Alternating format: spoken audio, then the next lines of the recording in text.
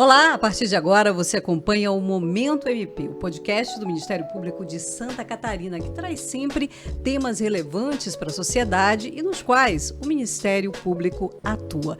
Neste episódio vamos falar sobre crimes cibernéticos, no que toca essencialmente à questão dos estelionatos. E para essa conversa recebemos o coordenador do CyberGaeco, o promotor de justiça Diego Barbiero, também o delegado do GAECO Capital e CyberGaeco, Tiago Cardoso Silva, e o chefe da Divisão de Informática Forense da Polícia Científica de Santa Catarina, perito criminal Wilson Leite da Silva Filho. O podcast Momento MP é distribuído para todas as rádios do estado catarinense. E por vídeo você pode assistir na íntegra o episódio no nosso canal no YouTube. Bem-vindo a todos aqui à nossa conversa do Momento MP. Eu vou começar perguntando para o doutor Barbiero por que essa demanda cresceu tanto? Por que isso está tão presente todos os dias nas capas dos jornais, na televisão, na vida da gente? A gente sempre conhece alguém que foi vítima de um estelionato. Parece que está cada vez mais próximo, é isso mesmo? Olá, Marcela. Gostaria de saudar a todos que acompanham aqui o podcast. É um prazer estar aqui novamente nesse programa que tem levado informação à população catarinense. Então, Marcela, realmente a gente está convivendo dia a dia com mais notícias de conhecidos que estão caindo em golpes que estão sendo praticados pela internet. E podemos pensar por que isso tem acontecido, né? E realmente o que se vê é uma migração da vida, não só do brasileiro, mas de toda a população mundial, para o ambiente virtual, para o ambiente cibernético, com uma intensidade cada vez maior. Talvez reflexo da pandemia, talvez reflexo dos próprios novos contornos das relações humanas. Então temos uma migração, talvez, de um período maior da nossa vida para aquele ambiente virtual, aquele ambiente online. E com aqueles que gostam ou que preferem viver a vida com a prática dos crimes, isso não é diferente. O criminoso, ele sente até, inclusive, mais segurança em não precisar ir à rua, não precisar se expor aos perigos de uma abordagem, aos perigos de um confronto, para poder obter êxito, né, na sua atividade criminosa, para poder obter seu ganho ilícito de uma forma que seja até mais cômoda e mais segura para ele. E aí o ambiente virtual entra como um campo de atuação bem interessante. Isso acaba entrando em consonância aí com a vida de muitos brasileiros também que acreditam no lucro fácil, que acreditam na promoção mirabolante, que acreditam em falsos galanteios e são vítimas, então, desse tipo de atuação criminosa. Esse ponto é bem interessante. Existe o criminoso porque existe, digamos, um cliente para ele ali que está predisposto a cair numa conversa fácil dessa. É mais ou menos isso? Por isso que o papel de programas como esse é imprescindível para que a gente combata esse tipo de criminalidade. A desinformação ela se combate com mais informação. Então as pessoas precisam entender que se estamos num momento de recessão econômica, qualquer aplicação financeira que lhe indique um ganho de 4 a 5% ao mês, não vai ser lícita. Ou vai ter uns ingredientes ilícitos no meio. Um tênis que você vê no site oficial de determinada marca por R$ 1.400, R$ 1.500, ele não vai ser vendido por uma outra loja por R$ 300. Não vai ser um produto original, não vai ser um produto lícito. Então a população brasileira tem que entender também que a economia ela funciona de forma coordenada, desde o macro até o micro. Então não tem como essas propostas mirabolantes serem idôneas. Agora, delegado Tiago, a gente estava conversando antes de começar a gravação aqui, e o senhor tem números que evidenciam muito isso que a gente está conversando? Certo, Marcelo. No último Anuário Nacional de Segurança Pública, que teve no ano 2023, a gente percebeu um acréscimo, um aumento significativo, né, no crime de estelionato virtual. Foi aproximadamente 40% do aumento desse crime do ano de 2021 para o ano de 2022. Né? E se a gente for botar na ponta do lápis esses números, é uma média de 200 pessoas por hora vítima de estelionato virtual. Muita gente. E quando é que isso bate lá na Polícia Científica? A Polícia Científica ela vai atuar, né, para fazer a parte da perícia, né? Então, a perícia ela acontece depois que já tem todos os fatos já aconteceram, né? Então a gente vai agir por provocação, por pedido do GAECO, por exemplo, né? O delegado vai mandar um celular, algum vestígio, algum suporte que tem um vestígio digital, para nós podermos fazer essa perícia, né? E dentro da parte da perícia, o que a gente pode ver é esse mesmo aumento que o doutor Barbiero comentou, que o delegado comentou, que a gente está recebendo cada vez mais perícias na área de informática, né? O ano passado nós batemos todos os recordes em relação a perícias de informática, e nesse ano nós estamos indo para o mesmo caminho, né? O ano passado foram mais de 10 mil laudos de informática, né? E esse ano a gente deve bater esse número e, assim, a gente consegue ver dentro da perícia um aumento consistente de 15%, 20% dessa demanda de necessidade de fazer uma perícia em cima de dados digitais, vestígios digitais. Você está ouvindo o podcast Momento MP do Ministério Público de Santa Catarina, hoje falando sobre um assunto que é muito importante para todos nós, que é a questão do estelionato no ambiente cibernético, ou seja, na internet. Uma coisa que vocês ressaltaram aqui de uma forma, digamos assim, eufêmica, vamos dizer assim, passaram por cima, mas eu consegui captar, é que não existe realmente anonimato na internet, né? Tanto o Ministério Público, a polícia científica, tem como identificar sempre, ou quase sempre? A gente não consegue, talvez, investigar todos pelo número de crimes. Como o Dr. Tiago falou, são muitos crimes que eles acabam ultrapassando a capacidade operacional das nossas forças. Mas todas as forças de segurança do Estado, notadamente que eu falo sobre o CyberGAECO, são compostas de estruturas tanto de material humano quanto material de informática, que prestam todo o apoio necessário para que quem conduz a investigação chegue à identificação do responsável por aquele crime. Existem formas de se proteger na internet? Sim. Mas é como um crime que não acontece na internet. A pessoa pode tomar todas as precauções para tentar sair impune, mas em algum momento vai deixar um rastro. E uma equipe especializada que consegue identificar esse rastro, consegue, a partir do rastro, chegar à autoria do delito. É um trabalho complexo, é um trabalho que demanda conhecimento muito específico de quem atua nessa investigação, que precisa de uma metodologia adequada, de medidas cautelares e tudo mais, mas que ela é exitosa, é sim possível chegar na identificação de quem aplica esse tipo de golpe. Não todos, não pela especialidade do criminoso, mas por conta do elevado número de ocorrências, que aí suplanta toda a capacidade operacional das forças de segurança. Delegado, a gente fala muito que não é terra sem lei, a internet. Mas só fazendo um adendo ali aos números, né, que a gente está repassando aqui, são números oficiais, né? A gente não está levando em consideração a chamada cifra negra, né? Que é os casos que acontecem e não são registrados, né? São notificados. Não são notificados, principalmente pela vítima ter vergonha, né? Que acabou caindo no estelionato, num golpe, enfim, ela se sente envergonhada de estar registrando essa ocorrência. Então, com certeza, esses dados são muito maiores do que a gente repassou aqui, né? Então, isso é um novo desafio, né, para as forças de segurança, né? Como vai dar uma resposta para essa alta demanda, né? Como vai capacitar os policiais da ponta para dar essa resposta nessa demanda, né? Qual vai ser o investimento tecnológico, né? Que os criminosos estão investindo cada vez mais, estão com equipamentos de ponta que fazem eles cometerem esse crime, né? E a nossa segurança pública está pronta para esse enfrentamento, né? Agora, delegado, achando lá o criminoso, achando a origem, identificando, consegue se recuperar, por exemplo, uma quantia, ou quase sempre esse dinheiro é perdido, né? Ele já gastou, digamos assim. É muito boa essa tua pergunta, Marcela, que a gente consegue identificar virtualmente essa pessoa no mundo real, né? A gente vai para nossas medidas mais invasivas, que são mandados de busca e apreensão, sequestro de bens, enfim. Mas o que acontece no mundo de hoje? Hoje a gente tem bancos digitais, né? Hoje a facilidade para tu criar uma conta digital é apenas tu segurar tua CNH, entrar em contato pelo telefone e abrir uma conta digital, né?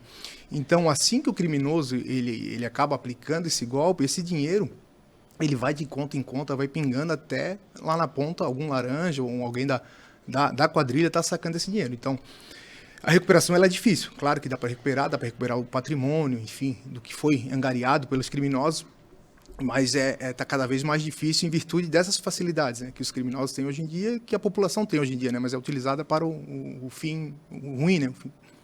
Com certeza. Antes da gente dar as dicas, que eu acho muito importante a gente ter essa parte pedagógica aqui na nossa conversa, eu queria que o senhor falasse um pouquinho sobre a prova digital. Ela é quase sempre necessária nos processos nesse sentido. É isso mesmo? É isso mesmo. É interessante a gente fazer uma análise, né, que toda atividade humana ela vai deixar uma marca. Né? Então, toda atividade criminosa ela vai deixar uma marca. O que o público geral mais conhece, né, é, por exemplo, que se entra num local de crime e se deixa uma impressão digital, por exemplo. Se toca numa superfície. Né? No mundo digital, você vai ter também aquela marca. Você vai deixar rastros, né? Você vai deixar vestígios. E esses vestígios é o que a perícia vai atrás para identificar, né, para preservar aquele material, né, fazer análise em cima disso e aí fornecer uma prova digital robusta para as partes, né? A perícia ela é equidistante das partes, né? Então ela vai servir tanto para o Ministério Público, para a polícia, como vai servir para o judiciário e para a defesa também, né? Então o nosso trabalho, depois que solicitado pela atividade competente, é olhar esse mundo digital, entender quais são, o que significa aqueles vestígios e materializar aquilo ali na forma de um laudo pericial para que a investigação e depois todas as outras partes possam seguir no processo legal. E é impressionante que a gente está falando aqui que como, entre aspas, a bandidagem se desenvolve nesse mundo virtual. A gente tem o phishing, né, que é um tipo de crime virtual, em que muitas vezes você realmente acredita que está falando com o banco, que é totalmente induzido a um erro, acreditando nos recursos, digamos assim, virtuais daquela entidade que você contratou. Sim, e eles estão ficando cada vez melhores, né? Esse termo phishing, né? O phishing vem de peixe, né? Então a gente poderia traduzir que esse termo phishing vem de pescaria, né? De pescar uma vítima. Né? No começo, quando eu comecei nessa área, estudar essa área, o pessoal que fazia phishing assim era muito amador. Então você olhava ali, você recebia um e-mail, e o que estava escrito no e-mail assim, ia ter erro de gramática, a página que você clicava ia para uma página falsa de um banco, por exemplo, era uma página muito mal feita. Né? Hoje em dia são verdadeiras, eles são profissionais. Né? Então você vai clicar ali, você vai cair numa página, por exemplo, falsa de um banco, que a página é perfeita. Né? Você pode até achar que melhoraram a página do banco. O banco deu uma melhorada aqui na página porque ela está mais bonita do que ela era antes. Né? Então são verdadeiros quadrilhas, né? São verdadeiras organizações criminosas especializadas nisso. Né? E eles usam várias técnicas, né? Não é só a técnica digital, existe muita técnica psicológica em cima disso também. Né? Numa área que dentro da área cyber é conhecido como engenharia social, que é uma área de você persuadir a pessoa a clicar. Então conta uma história, né? Usa várias técnicas de persuasão, olha... você acabou de fazer uma compra de X, clique aqui se não foi você. A pessoa olha e fala, putz, não fui eu, estão tentando me dar um golpe. E na verdade esse é o golpe. Exatamente. Né? Ou então, e assim, as histórias são cada vez mais variadas, criativas. O pessoal utiliza muito da história do momento. Então na pandemia era alguma coisa relacionada a coronavírus, alguma coisa do tipo. Se está tendo algum outro clamor, uma enchente, por exemplo, coisas de doação. Então, essas pessoas eles utilizam de recursos que dentro da área do cyber, da cyber tecnológica, a gente chama de engenharia social, que são técnicas de persuasão muito baseadas em técnicas de psicologia para enganar a pessoa e fazer a pessoa clicar ali e aí cair no golpe. Delegado, e inteligência artificial tem sido usado? Vocês têm detectado isso também? Não só por eles, como por nós também, né? Então, que bom. Ambos estão utilizando muito inteligência artificial, né? Principalmente agora tem golpes que eles conseguem até copiar a tua voz, né? Eles pegam uma determinada voz ali que tu falou, eles se passam, tu falando com a tua filha, com o teu filho, enfim, levando a crer que está conversando realmente com o seu parente, né? Isso através de artifícios da inteligência artificial, né? Muito bem. E aqui no âmbito do Ministério Público, a gente sabe que começa ali na delegacia, mas uma hora vai baixar aqui, né? Essa demanda toda que a gente vê crescendo cada vez mais, doutor Barbier. Isso que é legal, Marcela, dessa sistemática do GAECO, do Cyber GAECO, porque reúne numa mesma equipe os profissionais que vão atuar em todas as fases praticamente do processo. Então, a visão do promotor de justiça integrante de uma organização, de uma entidade como o GAECO, já antevendo quais são as possíveis teses que a defesa pode vir a trazer no processo, já auxilia a conduzir a investigação ou construir uma investigação que deixe o processo salvo de algumas nulidades, que deixe o processo já mais maduro para que o resultado final seja realmente a aplicação da sanção àquele que pratica o crime. E claro, a gente se depara com toda essa situação, a gente acaba conhecendo, conversando com as vítimas no momento da audiência, e aí entende muito a frustração que passam. E nesse aspecto, um ponto que o Dr. Tiago falou da cifra negra, ela é muito presente nesses tipos de golpe, principalmente quando envolve as falsas declarações de amor, os golpes de amor que a gente chama, né? A gente chama de o estelionato sentimental. Que depois vira uma extorsão, né? Que a gente também chama de sextortion, que é uma extorsão embasado naquilo que houve o compartilhamento. Então a pessoa está lá, ela se sente...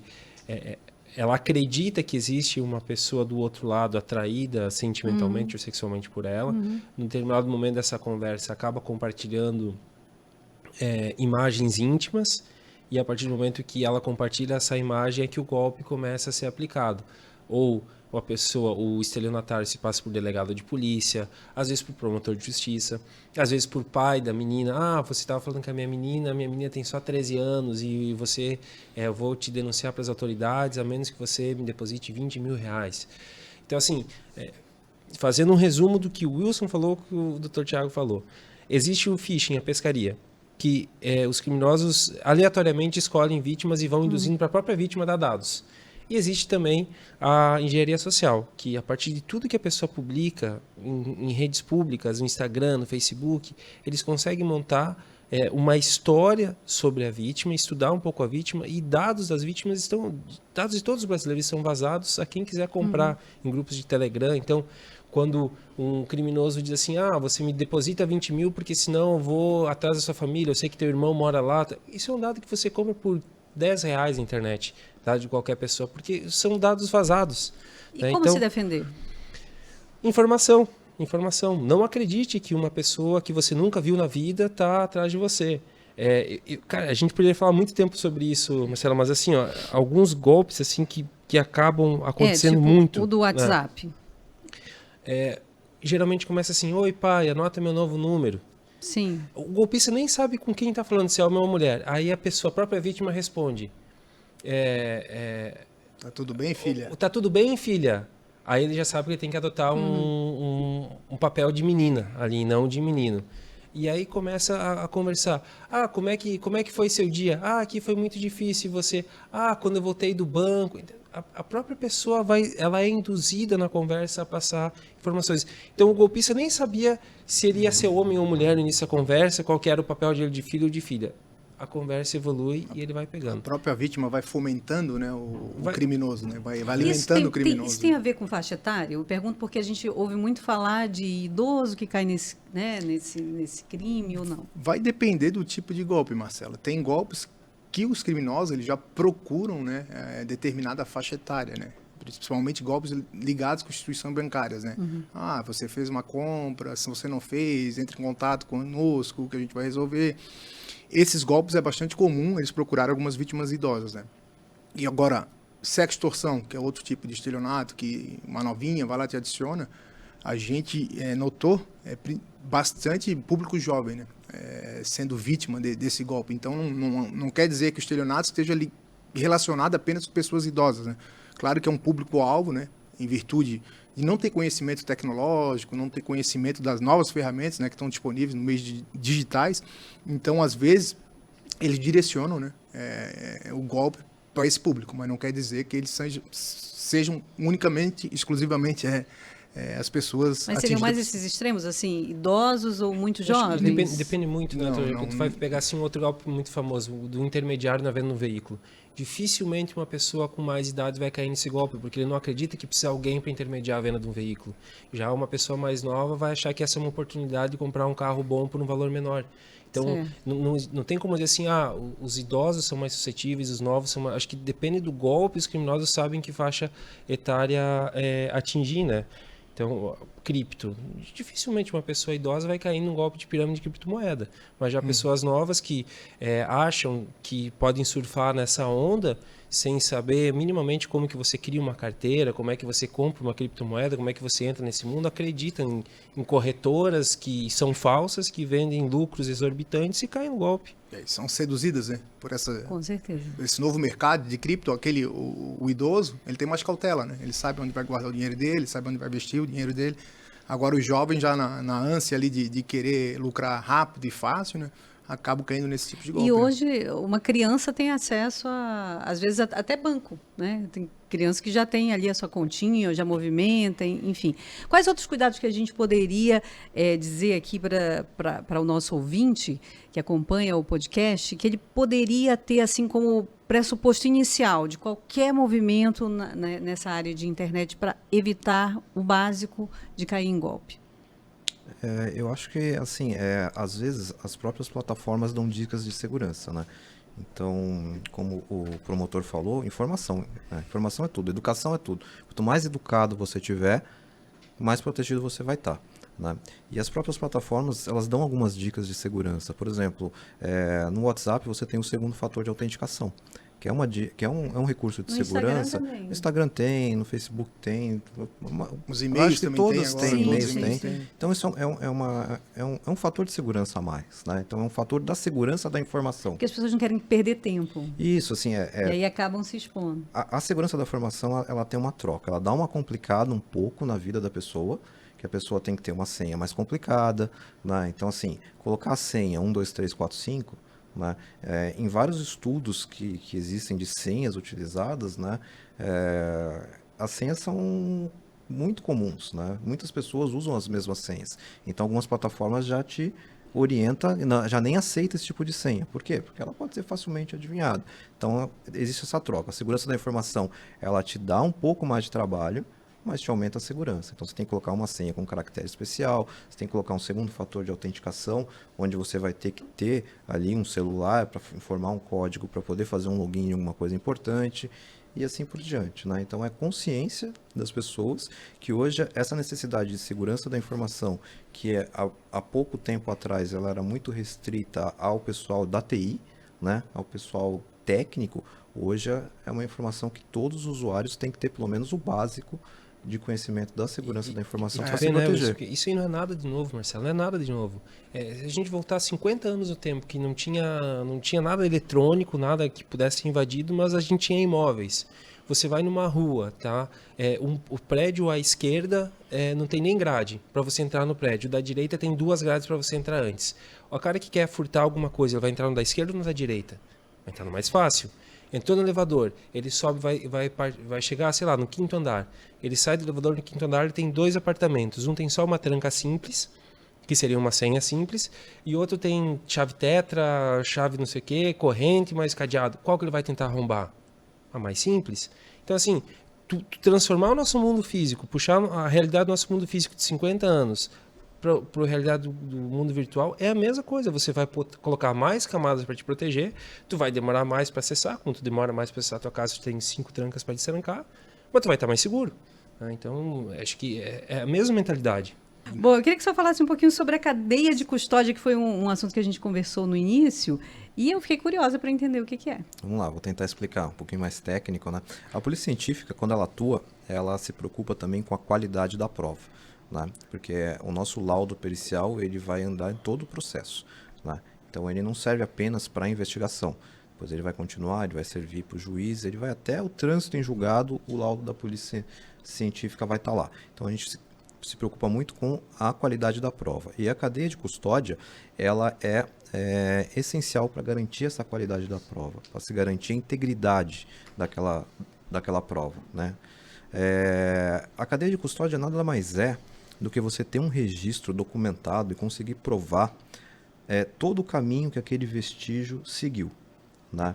Então, por exemplo, a cadeia de custódia não é só para vestígios digitais, ela é utilizada para vestígios digitais, tem as suas particularidades, mas ela serve para qualquer tipo de vestígio, né? Então, se encontrou ali uma luva, por exemplo, né? Que o caso de cadeia de custódia muito famoso é o caso do O.J. Simpson, que tem séries, etc. Então, quem recolheu aquela luva? Para onde que ela foi? Foi encaminhada. Foi um policial que recolheu, depois encaminhou para o perito, depois que encaminhou para um outro perito isso, que depois entrava para um outro perito dentro de um laboratório. Então, essa é a cadeia de custódia. É você ter o registro disso tudo, isso está documentado e você ter o rastreamento de todo, né? Não pode. E o que é a quebra da cadeia de custódia, né? A gente não sabia o que aconteceu em determinado período, né? Então a gente precisa saber quando um vestígio que vai andar todo o processo, ser analisado pericialmente, ele tem que ter o registro de onde começou até o final, até o descarte dele, tudo registrado.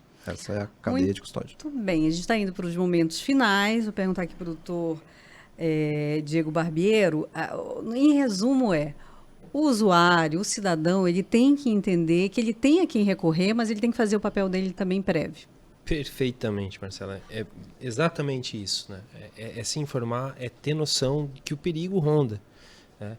E, claro, a gente podia falar de várias dicas, de várias formas de se proteger, mas já que o tempo é curto, eu queria que quem nos acompanha prestasse muita atenção para esse golpe que está mais acontecendo hoje, que é da falsa compra, da mensagem, uma compra de tantos reais, R$1.000 foi realizado nas Casas Bahia, se não foi você... Chega por SMS. Chega por SMS, eu clico no link, eu entro em contato com a central telefônica tal. Toda vez que acontece uma notificação de uma compra indevida, cara, qual que é a medida que você pode tomar? Entra no seu aplicativo. Entra no aplicativo do seu banco e vê se essa conta está lançada lá. Ignora a mensagem, pega a informação dela. Vai no seu aplicativo do banco, do seu cartão de crédito e pesquisa. Tem essa compra realmente? Se tem, entre em contato pelo aplicativo com a gerência do banco. Se não tem, ignora a mensagem, não precisa fazer nada. Simplesmente ignorar a mensagem. Ok, delegado. Agora uma pergunta. Em Santa Catarina, bandido na área digamos, cibernética, não tem vez? O que eu vou responder para ti, Marcelo? O que acontece? Nesses crimes virtuais, não é só em Santa Catarina, né? A gente não tem mais uma fronteira, né, para esse tipo de crime, né? Sim. Se for ver a última operação que a gente fez pelo CyberGaeco, a maioria dos mandados, na verdade a totalidade, né, foi fora do nosso estado, né? Os criminosos estavam fora do nosso estado, né? E essa é uma característica também do crime virtual. Ele é, né, spread, ele é bem espalhado. Isso. Hoje a gente tem o fenômeno da globalização do crime, né? O crime não tem mais fronteira. Aquele criminoso do bairro que era facilmente identificado, hoje ele migrou para o mundo virtual, né? A lucratividade desse ambiente é muito maior que o mundo físico, né? Vamos usar esse termo, né? Então, essa última operação nossa foi diversas unidades da federação e não teve um mandado em Santa Catarina.